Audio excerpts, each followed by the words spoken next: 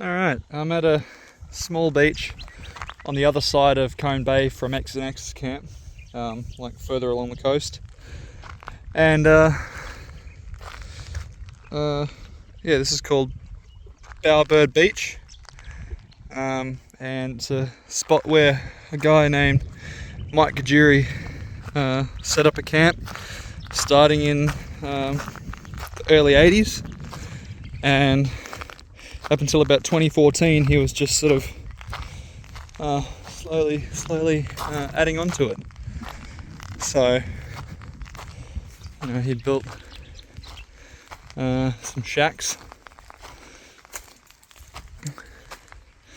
They get used by a lot of people, so it's not always the tidiest. Some people don't really care that much, but people leave spirits bottles here. But yeah, I mean, it's a pretty cool camp. This isn't an oven with a cover on it. There's a fridge in here. It's turned off obviously, but that's been there for quite a while.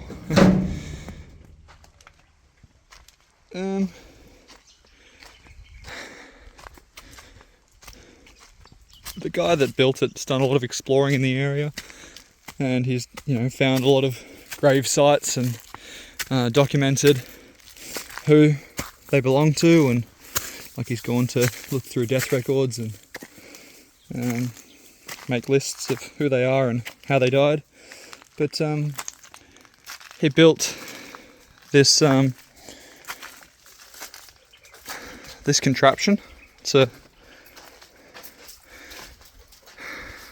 It's a diesel tractor, homemade.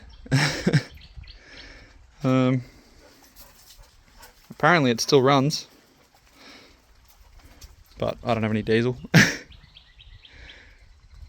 You know, he'd use it to cart things around, and I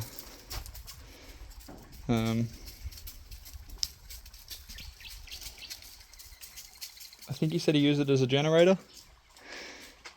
But yeah, I mean, the tyres are a bit done for. Seen better days. Yeah, he also built, well, obviously the shed that it's under.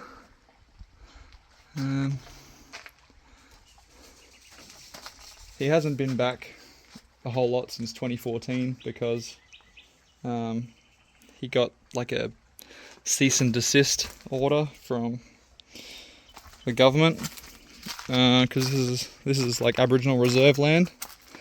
So, you know, he did get permission to be here, but permission was revoked for whatever reason. And yeah, but he built this driveway for it. Goes along here. It's all overgrown now, but that happens quickly out here. Oh, there's... that seems more likely to be the generator he would use for power. Yeah. So, you know, people are allowed to use the camp, but, you know, he's not really allowed to spend long periods of time here. Or I don't even know if he's supposed to come at all. But, you know, he's 87 now, so spending time up here is quite difficult for him. And yeah, the camp just sort of is being reclaimed by nature. These structures will be here for a long time. They're well built. Mike Gugeris is like an engineer, so this is kind of his bread and butter. Yeah, so it's a pretty cool camp, and it's pretty much the only good spot in Cone Bay to get protection from any westerly winds. Easterlies, not so much, because it's open up, but over there is a bay that's protected from the west. So that's very convenient, and it doesn't dry out. There are some other spots you could go, but you have to be able to dry your boat out, and not everyone can do that. So yeah, you come and hide in the middle of the bay around here, and it's safe. I was here, oh geez, almost a month ago, but I didn't record because there was another group of people here, so I sort of just stayed here with them for a couple of days, and then went on my way and thought, oh, I'll get some footage of it when I come back.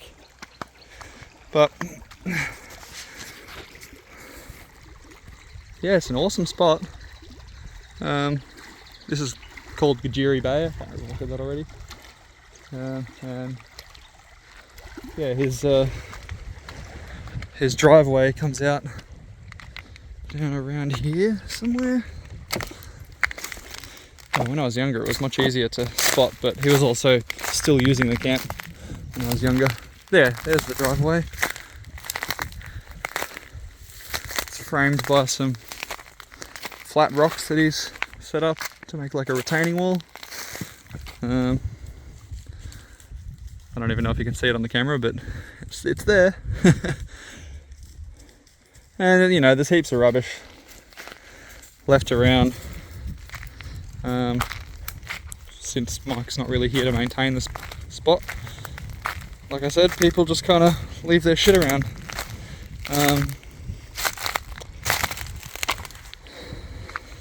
But yeah, that's Bowerbird Beach in Gugeris Bay in Cone Bay, and Mike Gugeris camp. Pretty cool. One thing that I forgot to mention is one really good thing about this beach is just around the corner over there, sort of can't really make it out on camera, but just around there's a point there and you can go inside, and there's a freshwater spring. Unfortunately I can't go over there at the moment because the tide's too high, but at low tide you can actually just walk over there. It's, you know, a few hundred meters, and there's a bathtub over there below the high tide mark, so you wait for the tide to be right, you walk over there and you can go for a, you know, well, have a bit of a wash. You can't really go for a swim, it's quite small, but yeah, you can collect fresh water from there. There's plenty of fish in this bay here. Like, you would never have to leave this camp.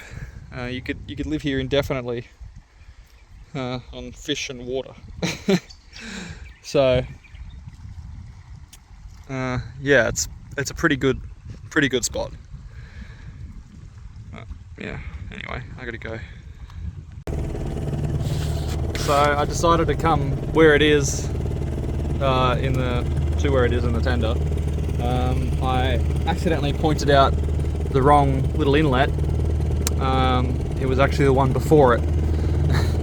But yeah, the tide's too high right now, but it comes out of the rocks right there. If I was to go up there and walk through the mangroves, you could see it coming out of the rocks. So that's pretty cool. Yeah. Oh, there's a big garfish in the water there.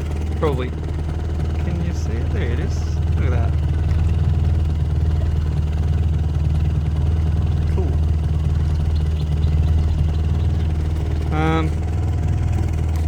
So yeah, just below the water there, there's a little rock pool, and Mike's put some concrete in to make it a little bit more of a pool, I suppose, like